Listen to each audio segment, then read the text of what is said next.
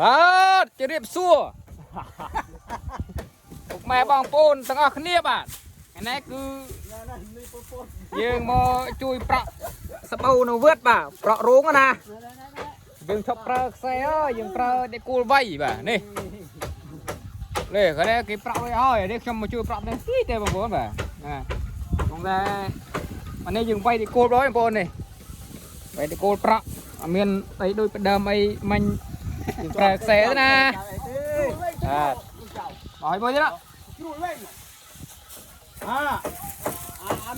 យើងកុំប្រាក់នេះបងប្អូនបងប្អូនណាចង់ចេះប្រាក់ໄວមកគាត់សម្បូរបាទចេះប្រាក់បងប្អូនសម្បូរចេះហើយអីទេបាទនេះបងនេះហេនោះប្រាក់នោះគឺរៀងថ្ងៃបន់បាទរៀងថ្ងៃបន់ខអើយខ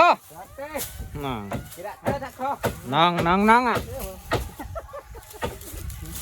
នេះខ្ញុំឈប់ប្រើខ្សែអើយប្រើតែដេកគោលវៃអស់ទៅ4 10 20លាននោះគ្រប់ហើយដេកគោលនេះនោះប្រើមិនអីយូរបងប្អូនដាក់បុបហ្មងណាដាក់លើខ្ញុំប្រក់មកគេខ្ញុំលើណានៅទៀតកូនតាមយ៉ាងណាបានទីច្រាប់ដែរអូអូយអូចូលអានេះមួយនេះថាអ្នកក្រមើលកាន់អ្នកក្រមើលចូលលេខគូមូនមើលប៉មើលមកមិនខកស្មាណខយតាដកក្របជានោះក្រតាដកក្របជានោះខទីគូលហើយខទីគូលហើយនេះរុញមិនណាមកអូខ្ញុំប្រាប់មកគេលឿនទេនេះបើប្រាប់ឲ្យស្មាស្អាតមើលលក់ឲ្យទិនគេញ៉ាប់ហើយទិនអត់ទិនខ្ញុំ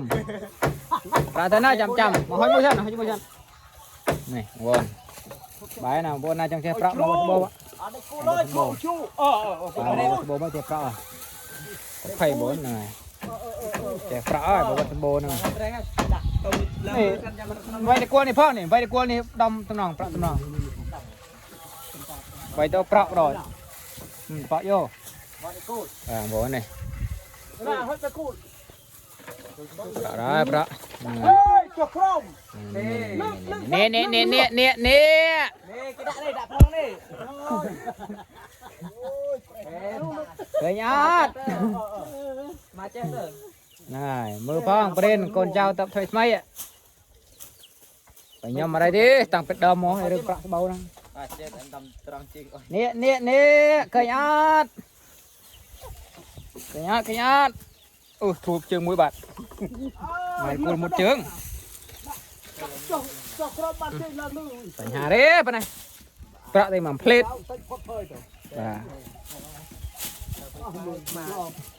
ហើយមកនេះចាំប្រាក់នេះហើយវាយតកូលនេះទៅបងណាវាយប្រាក់វាហើយទៅតែវាយទុកណាអូវាយហើយយកបន្តទៅមកបាទហើយជម្រាបលាបងប្អូនណាបាទជម្រាបលា